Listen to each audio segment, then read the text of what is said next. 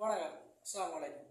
இப்போ நாங்கள் பார்க்க போகிற விஷயம் என்னென்னு சொன்னால், மாணவர்கள் எத்தனை வகை இருக்கிறாங்க, அந்த மாணவர்களுக்கு நாங்கள் எப்படி படிப்பிக்கலாம், மாணவர்களை எப்படி நாங்கள் புரிஞ்சு கொள்கிற விஷயத்தை நான் உங்களுக்கு இப்போ விளங்கப்படுத்த போகிறோம். இந்த விஷயம் பொதுவாக மாணவர்களுக்கு தான் நாங்கள் சொல்கிறோம். மாணவர்களுக்கும் அதாவது படிப்பை பற்றி விளங்கி கொள்கிற ஆக்களுக்குமான ஒரு விடயம் தான் இது. ரைட். இப்போ முதலாவது மாணவர்கள் 3 வகையான மாணவர்கள் இருக்கிறாங்க.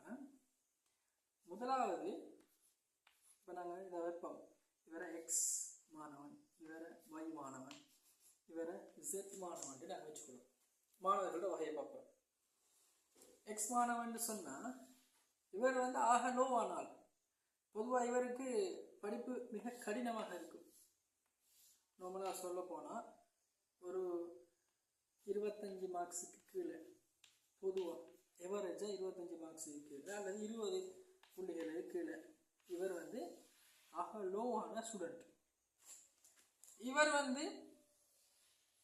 ஒரு 50 ப்ளஸ், அதாவது 40 தொடக்கம் 50 மார்க்ஸ் அல்லது 50 ப்ளஸ்ஸாக இருக்கிறது எவரேஜான ஒரு மாணவன்.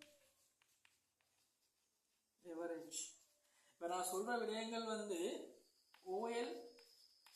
ஓஎல்ஏ கீழே, ஏஎல் விஷயத்தை நான் சொல்லலை. அடுத்தது 75 ப்ளஸ், இவர் நல்லா திறமையான மாணவர்கள். இப்போ இதுலேயும் 75 ப்ளஸ்லையும் சில பேர் இருக்கிறாங்க 90 ப்ளஸ் எடுப்பாங்க. இவங்க ஆக புத்திசாலியான ஸ்டூடெண்ட்ஸ். இவங்க சொல்கிற எக்ஸ்ட்ரா ஆர்டினரி ஸ்டூடெண்ட் அல்லது அவுட்ஸ்டாண்டிங் ஸ்டூடெண்ட்ஸ் என்று சொல்கிறது. ரைட்.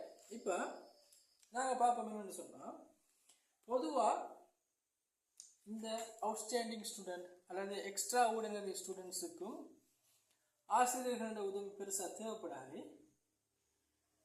இந்த 25 கீழே அல்லது 20 மார்க்ஸ் கீழே எடுக்கிற மாணவர்களுக்கும் பொதுவாக ஆசிரியர்கள் எவ்வளோ விளங்கப்படுத்தினாலும் இந்த மாணவர்களுக்கு படிப்பிக்க மிக கடினமாக இருக்கும்.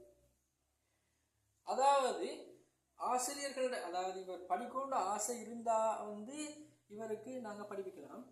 இல்லைன்னு சொன்னால் இவரை படிப்பிக்கிறது மிக கடினமாக இருக்கும். ஆனாலும் ஆசிரியர் முறையில் இவங்களுக்கு தான் நாங்கள் என்ன செய்யணும், கூடுதலான கவனம் எடுக்கணும்.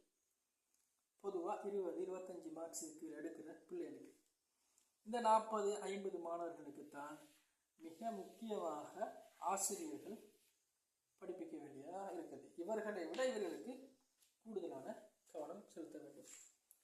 திரும்பி சொல்கிறா, நீங்கள் மாணவர்களில் 3 வகையான மாணவர்கள் காணப்படுறாங்க. எவரேஜான ஸ்டூடெண்ட்ஸ், நன்றாக படிக்கக்கூடிய ஸ்டூடெண்ட்ஸ், அதாவது லோவான ஸ்டூடெண்ட்ஸ். அதுலேயும் நன்றாக படிக்கக்கூடிய மாணவர்களில் 2 வகை இருக்குது. 90 ப்ளஸ்ன்னு சொன்னால் அவங்க அவுட்ஸ்டாண்டிங் ஸ்டூடெண்ட்ஸ் அல்லது எக்ஸ்ட்ரா ஆர்டினரி ஸ்டூடெண்ட்ஸ். நன்றி.